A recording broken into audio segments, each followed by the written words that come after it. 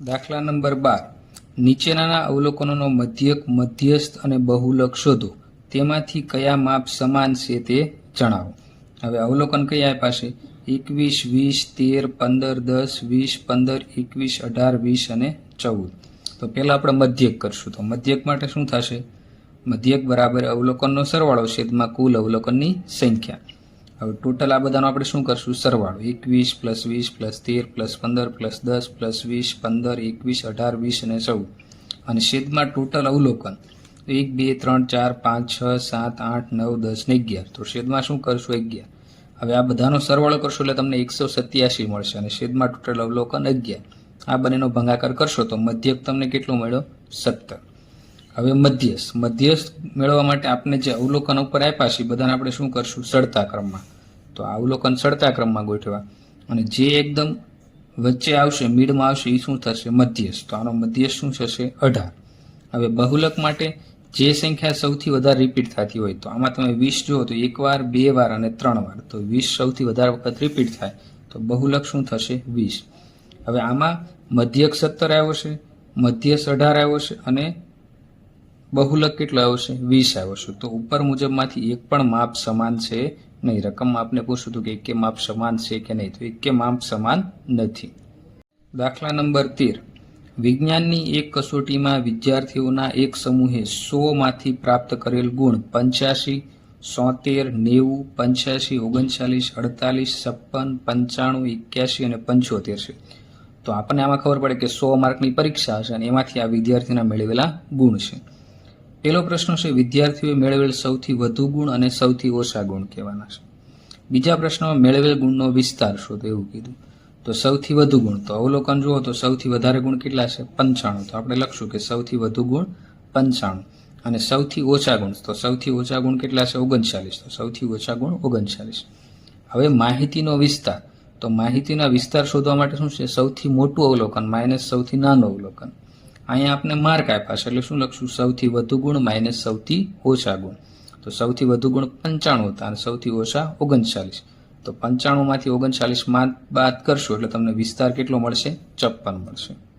દાખલા નંબર 15 નીચેની માહિતીનો બહુલક કોષ્ટક બનાવીને શોધો. તો આમાં આપણે શું કરવું પડશે? આવૃત્તિ ચિહ્નવાળો કોષ્ટક બનાવવો પડશે.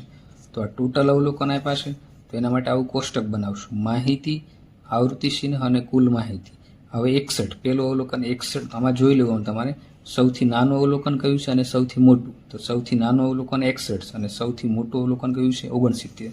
તો માહિતીમાં આપણે 61 થી 69 લખી નાખશું.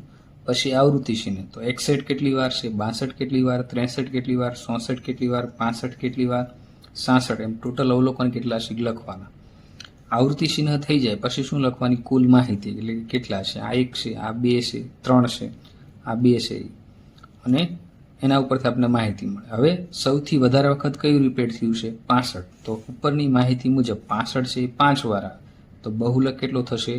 65 થશે. કેટલો? 65. દાખલા નંબર 16 લક્ષ્મીના પિતા 49 વર્ષના છે તો લક્ષ્મીની ઉંમરના 3 ગણાથી 4 વર્ષ મોટા છે તો લક્ષ્મીની ઉંમર કેટલી હશે? હવે જો આમાં આપણે લક્ષ્મીના પિતા 49 વર્ષ આપી દીધા, લક્ષ્મીની ઉંમર આપી નથી, તો આપણે ધારશું. ધારો કે લક્ષ્મીની ઉંમર x વર્ષ છે. હવે શું કીધું કે લક્ષ્મીના ઉંમરના 3 ગણાથી 4 વર્ષ મોટા એટલે એમાં પ્લસ કરવા પડે. તો x આપણે ધારીથી તો એને ગુણ્યા 3 એટલે 3x + 4, કેમ કે 4 વર્ષ મોટા હતા. હવે લક્ષ્મીના પિતાની કુલ ઉંમર કેટલી હતી? 49 વર્ષ. તો આ સૂત્રમાં આપણે લખશું 3x + 4 = 49. હવે એનો આપણે ઉકેલ લાવવાનો છે. 3x + 4 = 49. x અને આ 4 પ્લસમાં થાય, સામેની સાઈડ જાય એટલે માઇનસ. તો 3x = 49 - 4. તો આની બાદબાકી કેટલી થશે? 45. હવે x સાથે 3 ગુણાકારમાં, એ ક્યાં જશે? ભાગાકારમાં. તો આને આપણે આ રીતે લખી શકીએ 45 ની જગ્યાએ 15 × 3. તો 3 ઉડી ગયા તો વધારે શું વધ્યું? 15. તો લક્ષ્મીની ઉંમર કેટલા વર્ષ હશે? 15 વર્ષ હશે. દાખલા નંબર 17 સમદ્વિબાજુ ત્રિકોણમાં 2 આધાર ખૂણાના માપ સરખા છે. શિરોબિંદુ કોણનું માપ 40 છે તો ત્રિકોણના આધાર ખૂણાનું માપ શું હશે? આપને એક હિન્ટ આપી છે. યાદ કરો કે ત્રિકોણના ત્રણેય ખૂણાના માપનો સરવાળો 180 હોય છે. હવે તો સમદ્વિબાજુ એટલે 2 બાજુ સમાન. તો આ રીતે આપણે શું કરીશું? 2 બાજુ સમાન બતાવી. શિરોકોણ એટલે જે ઉપર ખૂણો બને એને શું કહેવાય? શિરોકોણ. આધાર કોણ એટલે નીચે બે ખૂણા હોય છે એને આપણે શું કહીશું? આધાર કોણ. હવે આપણે હિન્ટ આપી હતી કે ત્રણેય ખૂણાનો સરવાળો કેટલો થાય? 180. એના ઉપરથી ધારો કે આધાર કોણનું એક આધાર કોણનું માપ x છે, તો બંને સમાન હતા, તો બીજા આધાર કોણનું માપ શું થશે? x થશે. અહીં આપણે કૌંસમાં લખવાનું કે બંને સમાન છે. હવે શિરોબિંદુ કોણનું માપ આપણે 40 આપ્યું હતું અને હિન્ટ આ રીતે હતી કે ત્રિકોણના ત્રણેય ખૂણાનો સરવાળો 180 થાય છે. હવે પહેલો ખૂણો x, બીજો ખૂણો x અને ત્રીજો ખૂણો 40. આ ત્રણેયનો સરવાળો x વત્તા 40 બરાબર 180. હવે x વત્તા x એટલે 2x વત્તા 40 બરાબર 180. હવે 40 પ્લસ છે, સામે જાય એટલે માઇનસ, તો 180 માંથી આપણે 40 બાદ કરશું તો કેટલા વધશે? 140. 2x બરાબર 140. x હારે 2 ગુણાકારમાં, એ ક્યાં જશે? ભાગાકારમાં. તો x બરાબર 140 ભાગ્યા 2, તો આ 7 દુ 14, તો 2 2 ગયા, તો 7 અને 0 એટલે કેટલા વધ્યા? 70. તો બંને આધાર ખૂણાનું માપ કેટલા અંશ મળ્યું છે આપણે? 70 અંશ.